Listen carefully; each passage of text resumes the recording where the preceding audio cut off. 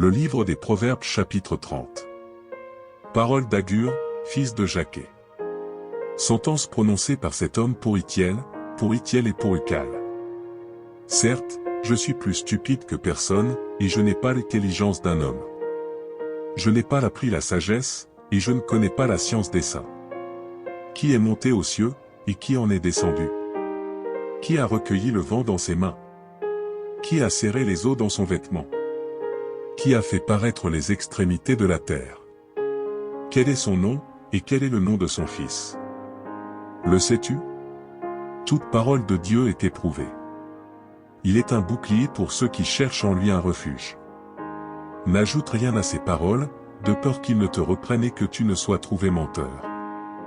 Je te demande deux choses, ne me les refuse pas avant que je meure. Éloigne de moi la fausseté et la parole mensongère. Ne me donne ni pauvreté, ni richesse, accorde-moi le pain qui m'est nécessaire.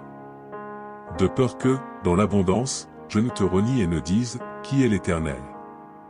Ou que, dans la pauvreté, je ne dérobe, et ne m'attaque au nom de mon Dieu. Ne calomnie pas un serviteur auprès de son maître, de peur qu'il ne te maudisse et que tu ne te rendes coupable. Il est une race qui maudit son père, et qui ne bénit point sa mère. Il est une race qui se croit pure, et qui n'est pas lavée de sa souillure. Il est une race dont les yeux sont hautains, et les paupières élevées. Il est une race dont les dents sont des glaives et les mâchoires des couteaux, pour dévorer le malheureux sur la terre et les indigents parmi les hommes. La sangsue a deux filles. Donne. Donne. Trois choses sont insatiables, quatre ne disent jamais, assez. Le séjour des morts, la femme stérile, la terre, qui n'est pas rassasiée d'eau, et le feu, qui ne dit jamais, assez. L'œil qui se moque d'un père et qui dédaigne l'obéissance envers une mère, les corbeaux du torrent le perceront, et les petits de l'aigle le mangeront. Il y a trois choses qui sont au-dessus de ma portée, même quatre que je ne puis comprendre. La trace de l'aigle dans les cieux, la trace du serpent sur le rocher, la trace du navire au milieu de la mer, et la trace de l'homme chez la jeune femme. Telle est la voix de la femme adultère, elle mange, et s'essuie la bouche, puis elle dit, je n'ai point fait de mal.